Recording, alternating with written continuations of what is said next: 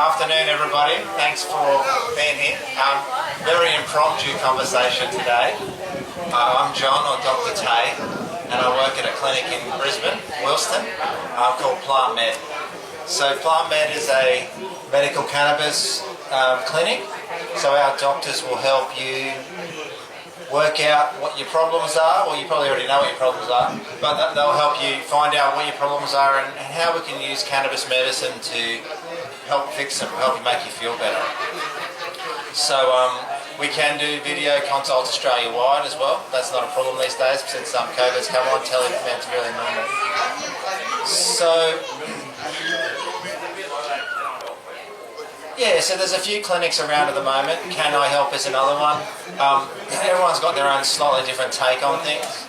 At PlantMed, we're pretty directed at the health side of things. So we're not just about making a sale and getting some flour out there, or and see you later. Here's 5 minutes, give us $100, see you later. We like to take a bit more time and spend that time with you to work out what we need to do, how we can best integrate cannabis. Have you used cannabis before? What are the potential side effects? What drugs are you taking and how can they fit in? So I haven't really got much of a conversation, much of a direction today. It's really designed as a question and answer talk. So I know there's only a few people here. Does anyone have any questions to start with? Bowel cancer.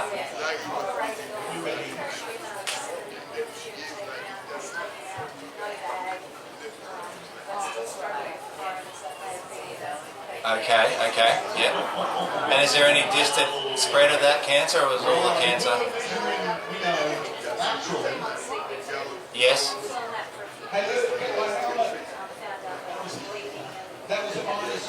Okay, yep.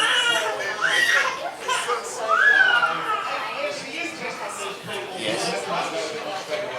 Yes. Okay, so I'll just repeat that question for everyone else sitting around. The question was, how can we use cannabis for bowel cancer? We had a friend or someone you cared for has bowel cancer. They had the tumour chopped out with a big chunk of bowel. There wasn't any spread outside of the bowel, which is a good sign. A little bit of lymphatic spread, okay. Yep. Okay, so there was 7 of 15 lymph nodes, so the cancer had spread. So cannabis and cancer is an interesting area, and in Australia we haven't got any proof, or no one in the world does actually, got any proof that cannabis can cure cancer. Okay, so anyone that tells you they've got a cure for cancer, well, they must have a very long line out their door. Okay, so there's no evidence that says we can cure cancer this much percent of the time if we have this amount of cannabis. That doesn't exist. There are some studies which show that there are potentially very beneficial effects of cannabis in cancer. So in Australia at the moment, we use cannabis symptomatically for cancer. So if you're having chemotherapy, if you've got pain associated with that, if you've got nausea, if your appetite's down, if you can't sleep and you're stressed out, all of these things are useful for treating with cannabis to relieve those symptoms. So we call that symptomatic relief, and that's only very common in Australia at the moment. It was one of the first things that cannabis was used for legally in Australia, I suppose. So chemotherapy-induced nausea and vomiting is a thing which cannabis is very useful, helps reduce that. But we're talking about more than that in this case, okay? So that will be something which anyone with cancer could do in Australia. They'd be legally able to do that. Just go and see your doctor and you get some scripts to assist with your symptoms of cancer disease. Now, there are some people in the world, lots of people in the world, that have used cannabis in a different way to help cure their cancer, which is what I think the intent of your friend or colleague is here. So cannabinoids and the endocannabinoid system are really, really interesting medicines, and they work in our bodies in a very, very interesting way. Very importantly, the immune system and the inflammation system in our bodies is is intimately connected with the endocannabinoid system, and this cannabis system in our bodies helps direct those immune cells and those inflammatory cells to do their work. And there's a lot of thought that perhaps THC in significant dosing can help cause apoptosis, which is a fancy word meaning designed cell death. So breaking down these cancer cells on purpose by your body and eating up all the little bits that are left over with your immune system and your inflammatory cells and getting rid of that cancer. So programmed cell death. And CBD has also been shown in animal studies especially, and some human studies are coming out indicating that CBD may help limit the spread of cancer, meaning it may help stop it going further from the site of where it came from. So that, in this case, bowel cancer. So when I help people treat themselves, which is what's happening, your body is still doing all the work to treat themselves for cancer, I will suggest a few things. One of them is cannabis medicine, and if the person wants to do that, what we do is we take the cannabis levels very high, okay? So maybe, just say, for example, we might use 10 or 15 milligrams of cannabis, THC and CBD, just to make you feel good, to get rid of a little bit of pain, to get rid of a bit of appetite, help with nausea, symptomatic relief. We take, what you do with the cancer treatment is you take that dosing to much higher levels. And I personally aim at about 250 milligrams a day of mixed cannabinoids, meaning CBD and THC half-half. Okay, so 125 of both. So that's probably about, say, 10 or 15 times higher than that original dose. Okay. So it depends on the strength of the drops that you've got. If you got them from here, there are different varieties. So you need to ask the dispensary staff how many milligrams per drop or how many milligrams per milliliter of this oil that you've given me is THC and how much is CBD. Okay, so I know that here in the Hemp Embassy they do have capsules of strong doses. Okay, so we're talking in that 500 milligram dose or even higher, I believe. Yeah, so but you don't want to go straight to that dose. Okay, so you want to start very, very low. And especially if you've never taken cannabis before, you want to let your body get used to it. If you took one of those strong 500 milligram capsules, which is 250 to 500 is where I aim, then without training for it, as it were, you'd be on the ground, okay? You wouldn't be able to get out of bed. You might be there for a day or so. And you might get quite panicky as well. So that will be considered an overdose, you know. But if we take our time and every 5 days to a week, we slowly increase the number of drops. And we put most of those drops at night time, and we make sure we at least balance the CBD with the THC, so half-half. We just keep moving that dose up. And when you get to about, I say my line in the sense, 250 milligrams, some people's 500, some people's 1,000. Depends where you're sourcing your medicine from, but a significant amount. You'll find that you've tolerated by that point and you won't actually be really tired all the time. You'll be a little tired, you'll be a little more drowsy than normal, but you'll be able to get about your day, and that's called tolerance, okay? So you get to that high level, you watch your weight and you maintain. I also believe at that point that it's really important to think about what you're eating, okay? So I'm a firm believer that cannabis, the majority of cannabises, majority of cancers eat sugar for their energy, okay? And we eat a lot of sugar, we eat a lot of carbohydrates like chips and pasta and noodles and rice, and they all turn into sugar in our body. And that's just plenty of easy food for these cancers to eat. And they love it. That sort of food also, your bowel, your gut bacteria, the wrong ones love all that sort of food as well, so we end up with having things that can lead on to Crohn's and ulcerative colitis, which is the beginning of this story, if we recall. So diet's really important. Now, I think there is one study I've seen for a type of tumour called a BRAF tumour, which is a type of rectal tumour, okay, BRAF, and there is one study I've seen which indicates that maybe the ketogenic diet doesn't assist that. In fact, it may make it worse.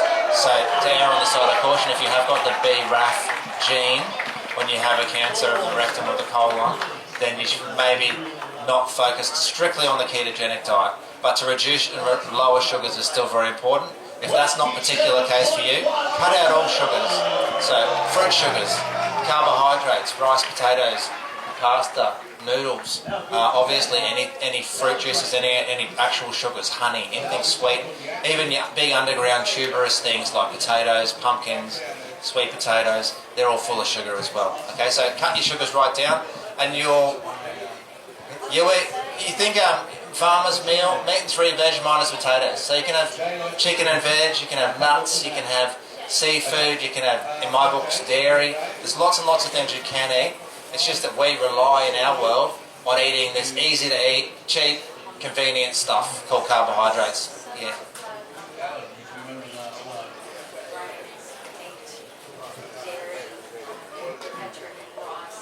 Yeah. I mean, he's got a really restrictive diet as well because of the Crohn's as well, and ulcerative colitis as well.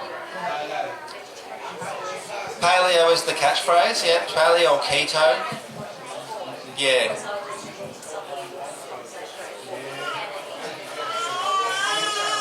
Yeah, paleo just means cutting out those grains and carbs, because our caveman ancestors didn't have much farming happening. So that's where we got the grains from. Yeah. So they're 2 very important things, and also, you can also add in a lot of supplements and more esoteric mushrooms and herbs and stuff for cancer.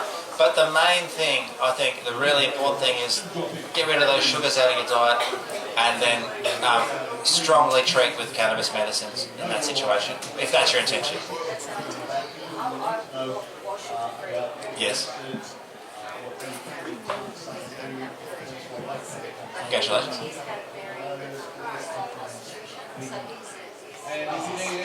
Yes. And that was probably part of the process that got to the point that ended up in the cancer. So, if you don't change all those factors that lead to the cancer, then it's going to come back no matter what you do. So you have got to make all these lifestyle changes. So unfortunately there's no simple pill we can take for cancer.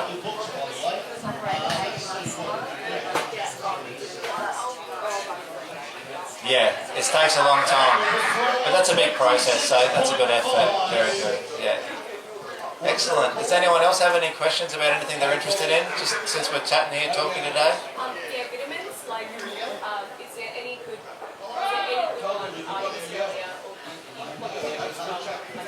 for just good vitamins generally, or good to support the endocannabinoid system?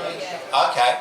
Yeah, so the endocannabinoid system, there's lots of talks I'm sure being done about the endocannabinoid system, and my aim today isn't to do a lecture, but we have one in our bodies and it helps us run everything, keeps us in balance, okay? So this endocannabinoid system is really important. It's really important to keep healthy. What the aim of the endocannabinoid system is to secrete our own cannabis in our bodies, our own form of cannabis, and the 2 main molecules we have secreted in our bodies are called anandamide and 2-AG.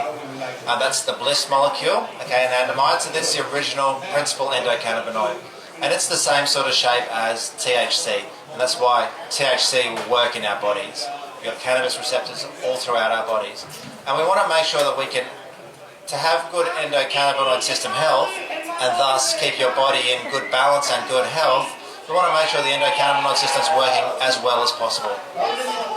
So we need to make sure we've got the building blocks of that. So the first place I always start, I'll just move across to see that.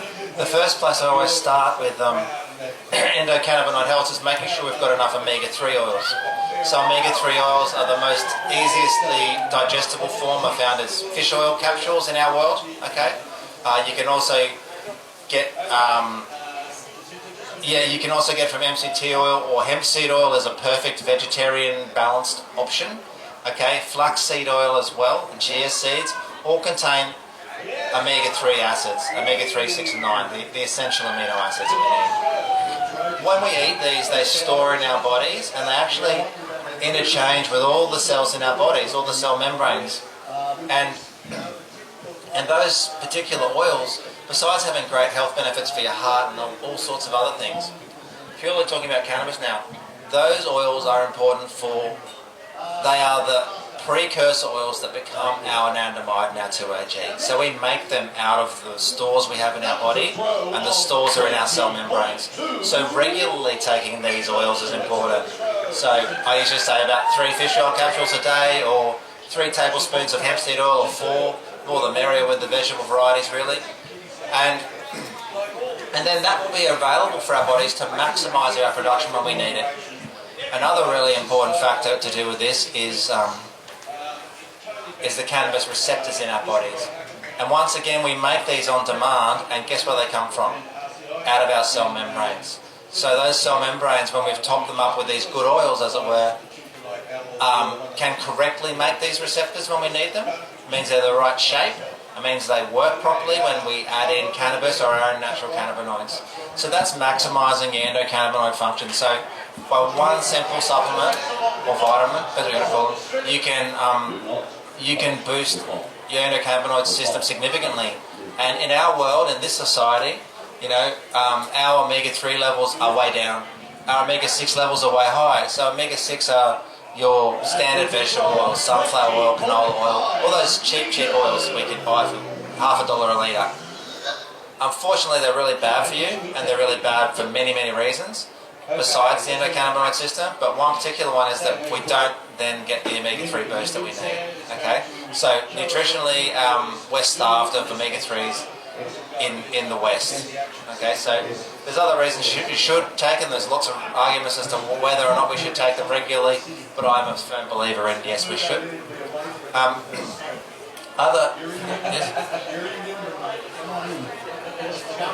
Rice bran oil won't provide you with the correct omega precursors. It's okay for shallow frying and that sort of thing, but it's not something I will bet. It's more on the omega-6 variety. Yeah.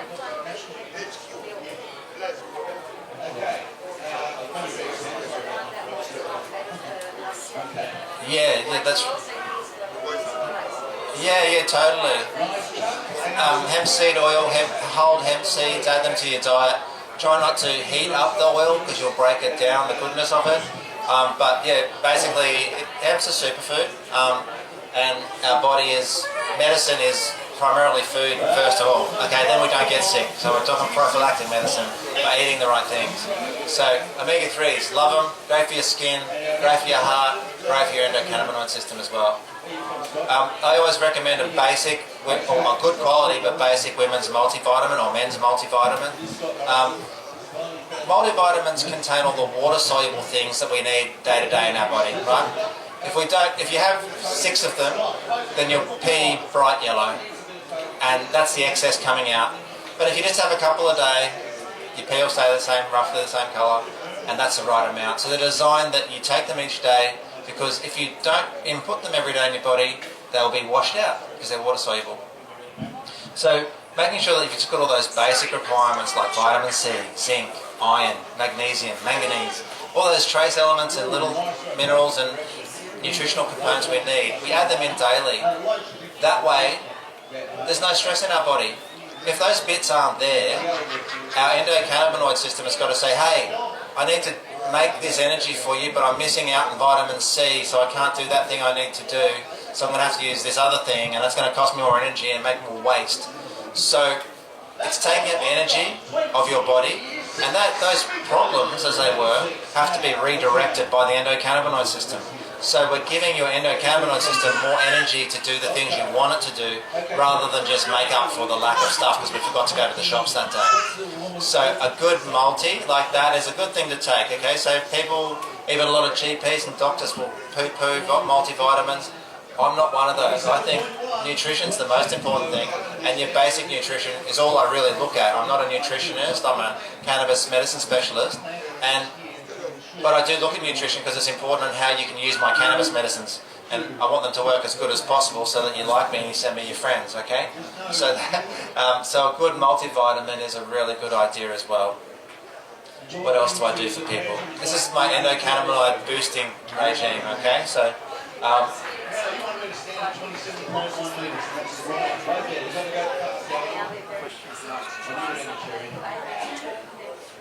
yeah, so if you've given someone too much THC because you need to, or whatever reason, yeah, then you've got to make sure you've got plenty of CBD on board to balance it.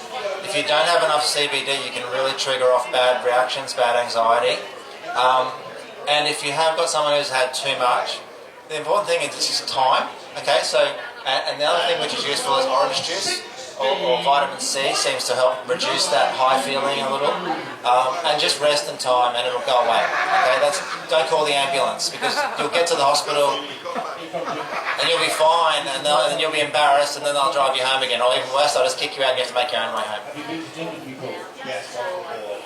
You can. There certainly are strong medicines. Paranoid. Exactly. That's panic and that's fear. Okay, so that's it's a bad trip, I suppose, on cannabis. Yeah. So make sure lots of CBD, and don't go straight there. Build up, as I was saying. Build up. Yes. You can. Once you scared someone off, they probably don't come back very often. The other thing we can do to nutritionally support our endocannabinoid system is look at our gut health. Okay, so our gut health are our probiotics. These are little bacteria that live in us, and they do lots of things. They protect the gut against damage and inflammation by making a mucus layer, and when they're not there in enough numbers, then they can't do that, and the gut will get inflamed, damage, and that can lead to Crohn's and then even cancer. So we want to look after that, and just living in our world, eating poor foods, antibiotics, pesticides and herbicides to get in and on our bodies. These things will knock off the good bacteria that live in us, and they can't do that job anymore. So we get gut damage, and that leads to inflammation in our body, which leads to a whole chain of negative events. The other thing to do with gut health is mental health. And the endocannabinoid system in particular is very linked with the gut health. And the probiotics actually help us digest our food into the small pieces that become our brain chemicals. So we want to boost them up again. And these are good reasons to boost your probiotics on their own. But when we do this, it's been shown to boost your endocannabinoid production in your body as well, because we have a lot of cannabis receptors along the gut, and there's a very strong association with the immune system. So we're going to stimulate that directly, and CBD is also very good at stimulating that area directly, because that's where we absorb it from. So looking at gut health and your endocannabinoid system, they're intimately linked as well. We can boost our levels again with that. A few other things you can do to increase endocannabinoids in your body are through basic herbs and supplements. So echinacea is something which will boost the endocannabinoid system. Turmeric is something which boosts the endocannabinoid production. Things like ashwagandha as a herb, copal incense as a room incense will increase the endocannabinoid system. Copal incense, C-O-P-A-L. You can use some terpenes. I use terpenes in my clinic all the time, and my favourite one's probably called beta-caryophyllene, beta-caryophyllene, if you want to spell it out, C-A-R-O-C-A-R-Y-O-P-H-Y-L-L-E-N-E, I think, caryophyllene. It's found in copaiba oil. It's found in black pepper as well. It's not found in carrots. But it's something which will actually go into our bodies and bind to the cannabis receptors associated with our immune system and inflammatory system, and help regulate that system, so great for pain and inflammatory disease. Even dark chocolate has got small amounts of anandamide in it, so that people love chocolate. Maybe it's because of this little touch of anandamide which is found in cocoa. The dark chocolate is stronger because it's just a higher percentage of the cocoa. Cacao is cocoa, that's right, yeah, same thing. Yeah. So there's lots of ways you can boost your endocannabinoid system. And one really, physical therapies, okay, so osteopathy, they actually did a study where they showed that endocannabinoid levels increased after osteopathy sessions. And so similarly, physiotherapy, massage sessions, yoga sessions, exercise, and the endorphin rush is actually an endocannabinoid rush. So all of these things which we associated with other things before is actually the endocannabinoid system, and it being happy and making lots of cannabinoids for us. So there's lots and lots of ways you can improve it. And one big one is mindfulness practice. So meditation brings about the feeling of samadhi and bliss in a lot of meditators. And this is because we're actually stimulating the endocannabinoid system.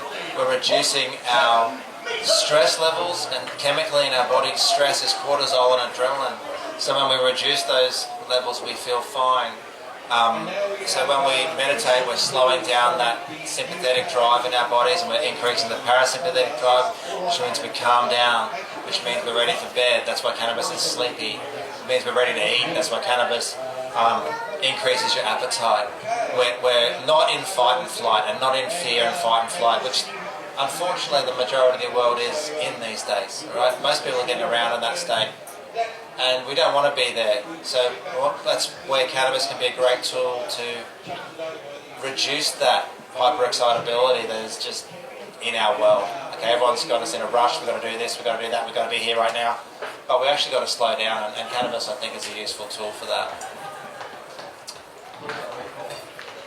Bee pollen. Bee pollen's a good thing. You know, it's not something which I use regularly. I think it wouldn't be of any harm at all, but it's not something I can exclude in. If you got your cannabis you got your bees to go on your cannabis plants, that might be an interesting thing. And I've actually seen a study where someone's done that. Yeah, and they've collected, the bees collect the pollen of the pollen of the cannabis. When they get the pollen of the cannabis plant, they pick up the trichomes as well off the flowers, which is where the medicine is. Yeah. Yes. Sorry, just a little bit off Sure. this topic. So I'm using THC or cannabis CBD oil for osteoarthritis and end up replacing it with OA in my salary actually. So Yeah. Yeah. With that, mine's not prescribed. Yours not prescribed, you just got it from the hemp embassy? Yeah. Yeah? Yeah. That's fine. Yeah. You can get it prescribed? Yeah, sure, yeah. Grab one of those. That's Thank you. That's my clinic up in Brizzy. We do telehealth all over Australia as well. And just because I'm running short on topics, I'll talk to you about what you're doing with your medicine. So what have you just picked it up today? Have you been using it for a while? I've been using it for a while. I've been considerable. I've gone off codeine to manage it, and I've switched over. Very, very rarely would I use a Panadol Fort now. Oh, good. Yeah. Only when it's extremely radiated, but it's stuff like the whole internal. Yeah. I take one, so yeah, it was just in regards to having like an actual prescription. I've just been to the driving with THC. Oh, so it's not really going to change anything like that. However, no, it won't save you from the driving rules, unfortunately. But having your approvals in place certainly does look better if you do go to court for driving infringement. And I was talking to someone down in Sydney at a conference recently, a lawyer who's representing a lot of cannabis patients for drug driving. And whenever he's involved, no one's even lost their license. So you stand in a really good stead. And when I talk to patients in consults about that, I'll always talk about impairment versus actually, which is what we're being going through. present, trace. Yeah. So, you can be fine to drive. You're probably fine to drive right now, but it may be detectable in your system if you've taken it. And that's the 2 beers I had before would make me not okay to drive. That's right, yeah, that's right. Yeah, but in an hour or two, you'll be right from that. Whereas your drops from yesterday can still affect you, and that's highly unfair. Yeah, it is unfair. Yeah, so maybe you want to know the ways you can minimise your detection for drug. So when you do a drug test, they do a mouth swab. And if you fail the mouth swab, then they do a blood test, I think, after that. But the mouth swab's the integral part. If you pass the mouth swab, then you passed. So how you take your medicine matters, and how long since you've had it matters. So longer the better, since you've had it, obviously, is better. If you smoke or inhale cannabis, because that's a hot gas, that's your highest chance of a detection, okay? So smoking or vaporising, that's going to give you the most chance. If you're using your oils just with an eyedropper on the tongue, that chance is a lot lower because it's not a hot gas that will impregnate So I'm your using mouth. under the tongue. Anywhere in the mouth, yeah. See, I thought that would because it's... It's still detectable, but it's not as bad as smoking, okay? Not as detectable as smoking. And then, that's right. And then what you do is if you just take capsules, so if you get those oils or you buy capsules, or you can get empty gel caps and you put your oils into the capsules and swallow the capsules, well, it's never touched your mouth. So there was a study done by the Lambert Initiative in Sydney a couple of years ago, testing just this out. And if you only use the capsule way, your chance of detection is essentially zero.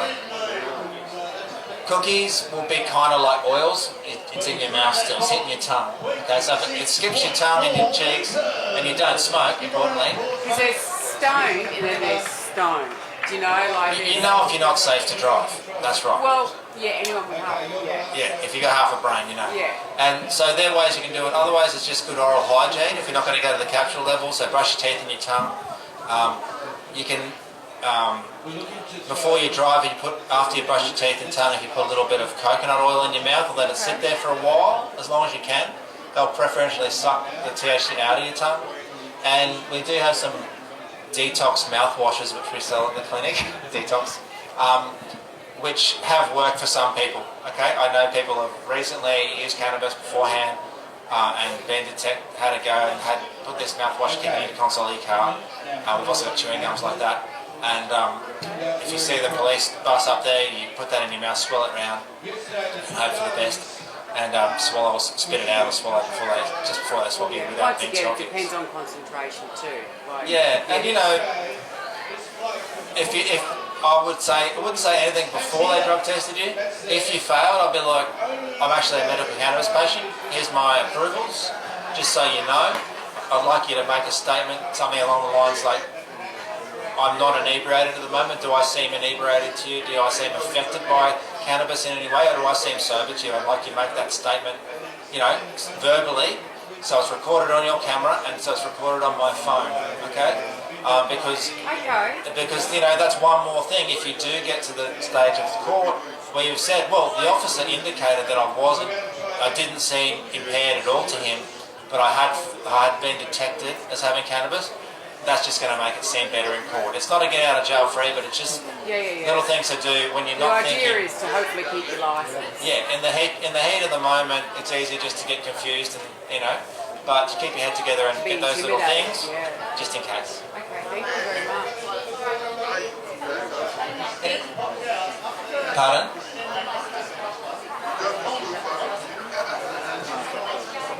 Yes. It's a really common thing in Australia, because you know our livelihoods depend on it. Our jobs, our kids need to get to school, our grandkids need picking up.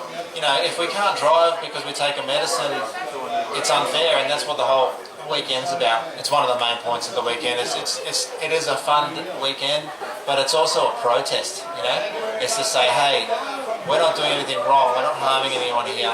All we want to be able to do is to, you know, look after our bodies. Can you just let us do that, please? If we hurt people, fair enough, but we're not. You know, they've decriminalised, or they haven't done anything. They just changed the rules down in Tassie. They didn't decriminalise or legalise or anything like that.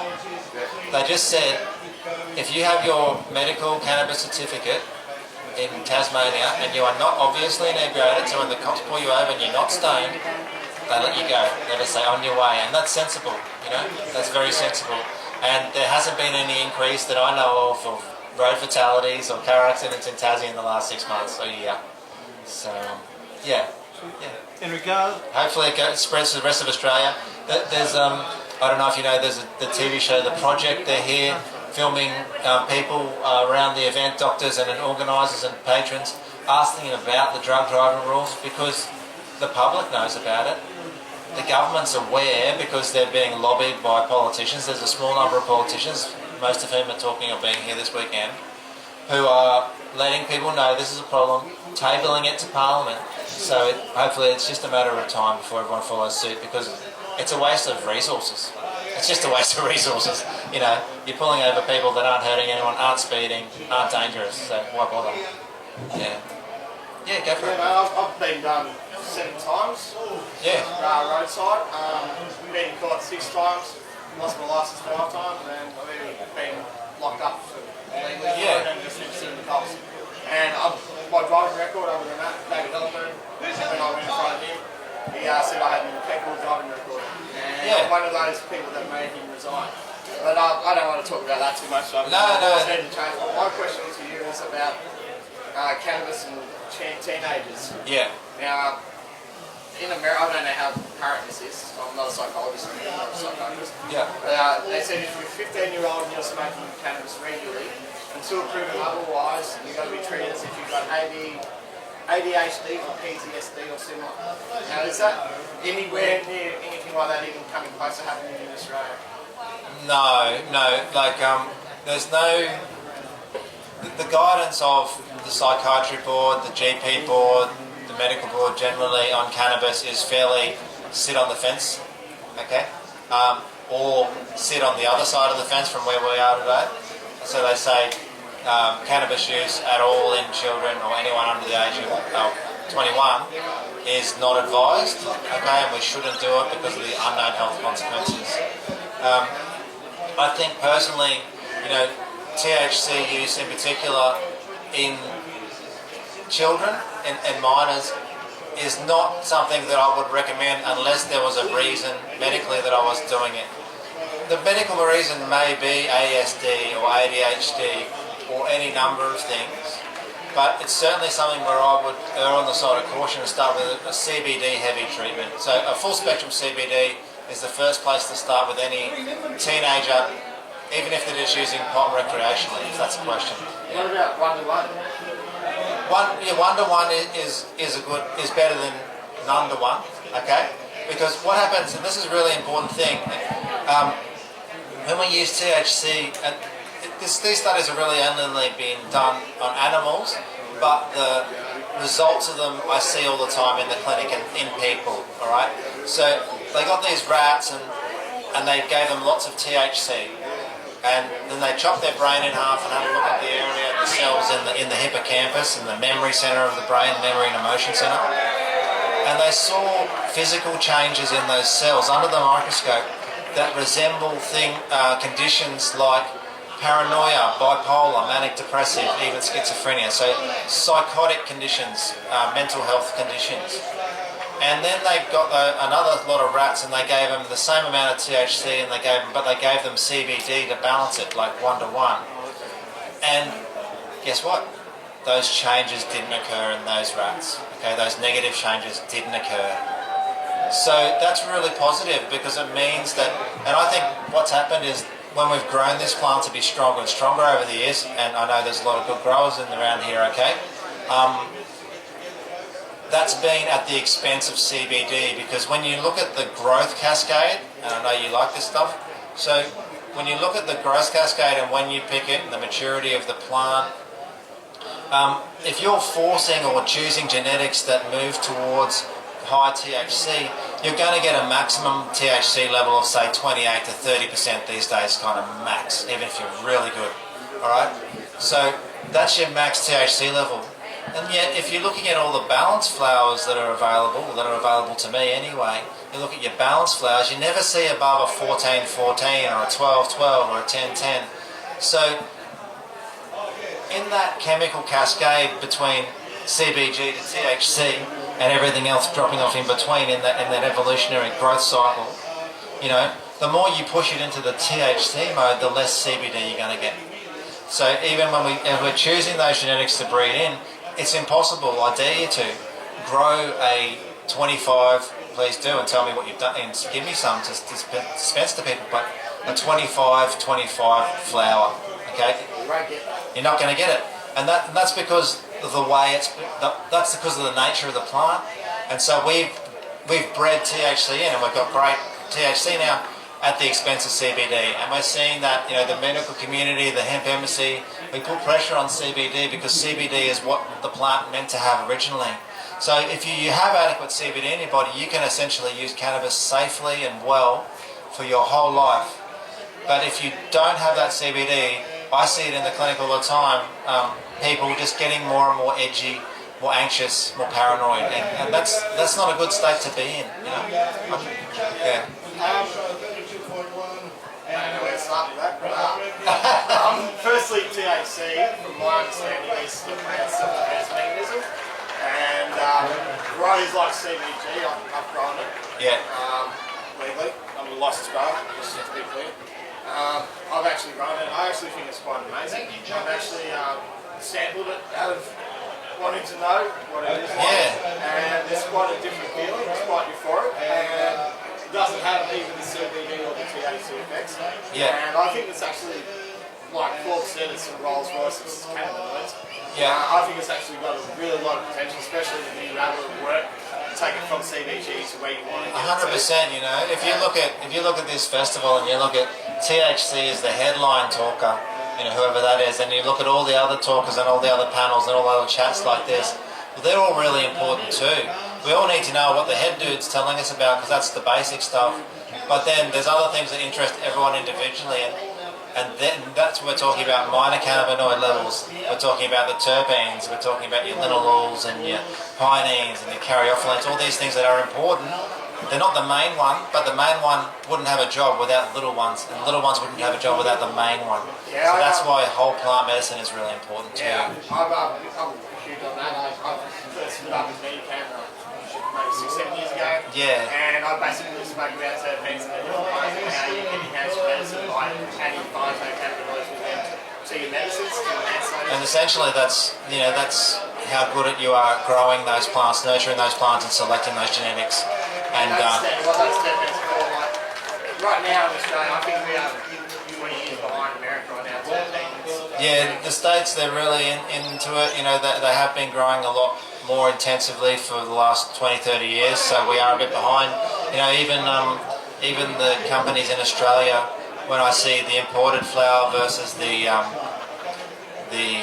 locally grown flower, the locally grown flower is really getting to a really good quality, but it's still not quite at the top level.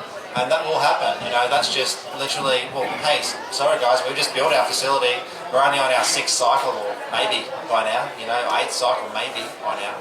So the Australian industry is scaling up, you know, and scaling up as well, because it's easy and possible to grow one plant amazingly, but if you want to do that for 100 or 1,000 or 10,000 plants and reproduce that so I can give all the patients what you said is on the packet, that's the hard part, and maintaining it as you grow is the hard part. Yeah. Well, that's where good genetics and buying from a reputable supplier is really important. 100%, yeah. Genetics is genetics, and really, I mean, what it comes down to, how good of a grower you are. You can have the best genetics and grow poorly, Yeah, 100%. the volume you get for the crop is more defines a grower, I think, more so than the genetics. So if you're a good grower, you can grow anything good. If you're a bad grower, you can grow great crap.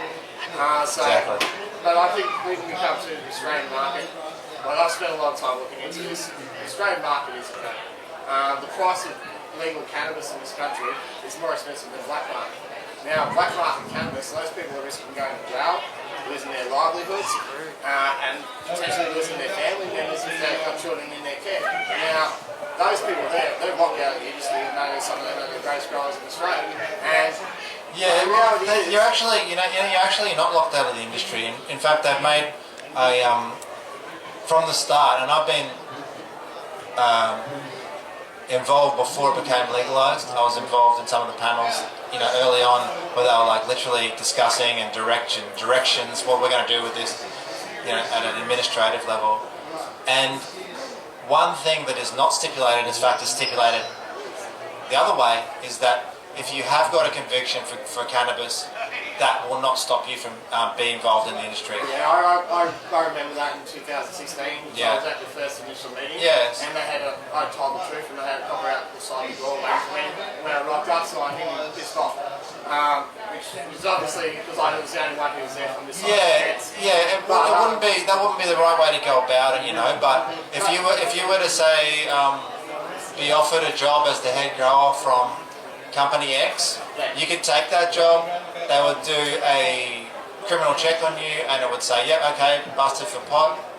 That's okay. You can still get the job. That's not going to keep you out of the job." Yeah, but you can't, as a lot of people I'm talking about, if they wanted to actually have their own farm, they can't, because you cannot have any. If you've got a criminal conviction or something. Yeah, having your own farm is a different thing at the moment, but I can see in the future, you know, there'll be ways in which we'll be able to form co-ops, and actually that's something that I'm really interested in, is because I live in this area and I know that there's a lot of excellent growers and I know that there's a lot of good product comes out of this country.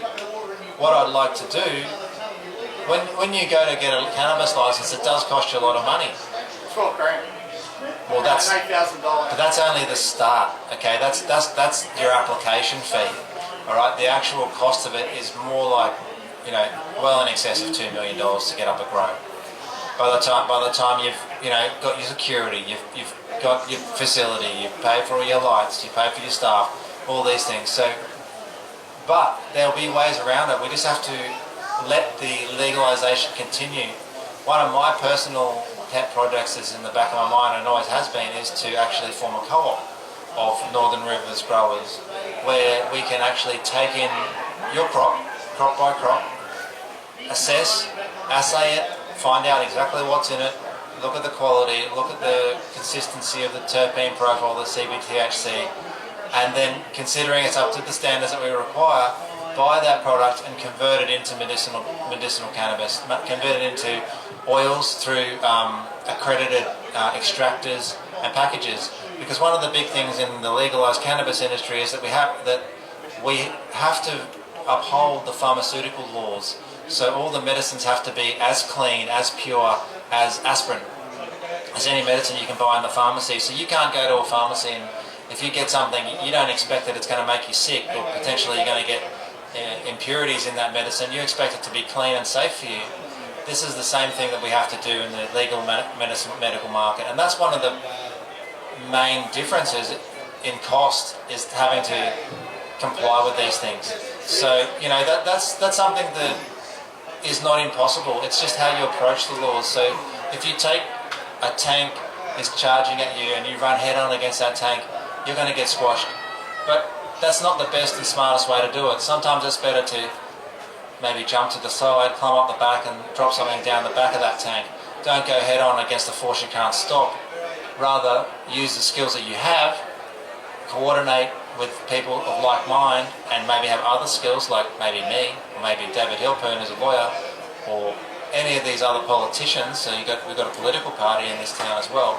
And rather than try and beat the tank, just try to find a different pathway for that tank so it doesn't annoy us anymore. We can get on with it.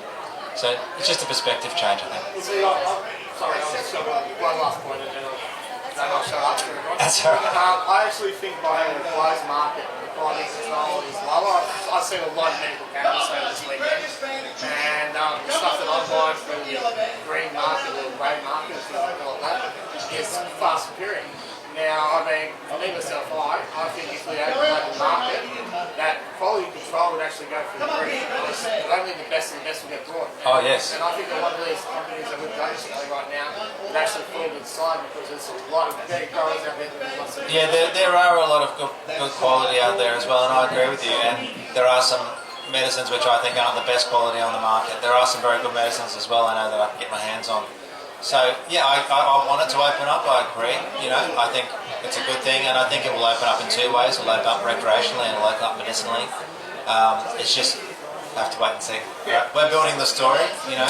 So, for instance, you know, we're not fighting, we're having a great conversation, all right? And I'm aware of that, and I'm appreciative of your conversation. And what we want to do is really work together. You know, that's the key. How much does it cost per ounce on the street at the moment? Either. Yeah. What's the ounce price on high THC quality flower? The industrial price of cannabis is $1 a gram if you buy it by the kilo. Otherwise, it's about $30 to $50 an ounce. That's what I don't sell it like that, but that's what I know the price to be. Yeah. Now, for high quality cannabis, we're talking high quality. Yeah, top quality. Top quality, we're looking anywhere from about $300 up to $400. Now, so actually, 400 is a really high price, but if you're paying that, you're actually getting the best of the absolute best. If I mean, you've obviously got good connections as well, but you know those pricings, they're not that far off what we do now. You know, so we have $350 for 30 grams is probably the cheapest. Average pricing is probably more than that, 400. Okay, some go a little higher. I'm talking about high THC right now. CBD is more retail pricing about $13 to $14 a gram for CBD flower. Okay? Wow, that's very cool. Yeah, but that's high quality CBD flower, and that's and then your THC is in that 350 to 450 range. So they're getting pretty close. and the quality is pretty good. I know that it's not all perfect, but it's a growing industry. I think Tasmanian Botanical is actually a really big company. Everybody's wanting to look for They have got some nice flower, They're yeah. actually quite affordable from what I've seen. Yeah, they have got some nice flower. They're good.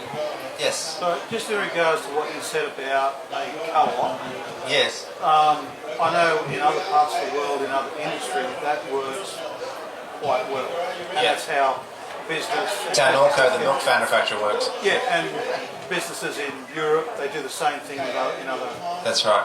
Is it just this location, climate, everything that you know would work well if it was approved?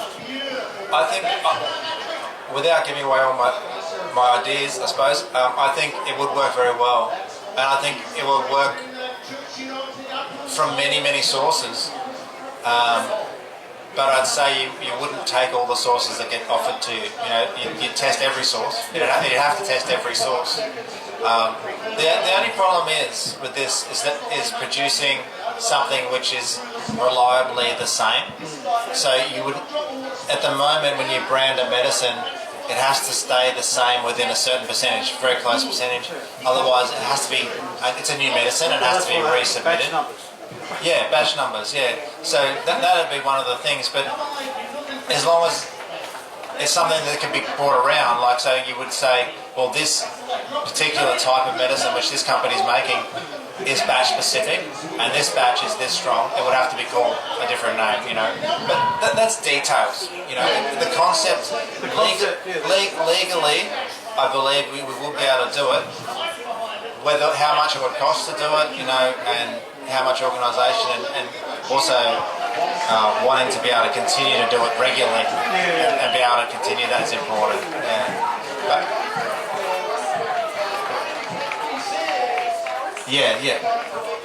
there's a Northern Ruther's Hemp Co-op, that's right, yeah, and that will be a great source for your CBD, wouldn't it? Yeah, CBD oils, yeah. Does anyone else have any questions? No? All right. I personally, at PlantMed, we focus against isolates, okay, so we really focus on whole plant. We do have access to isolates if people require them, but it's a very small number of people. It's people that work in the mines or a bus driver or... Well, they just always get drug tested, so it's going to show up THC at any time, so and they'll lose their job. So that CBD is not tested for, so you can take CBD. It doesn't impair you either. So yeah, you can take your CBD, but you can't take a full spectrum CBD, say, because it may have 2 or 3% THC in it.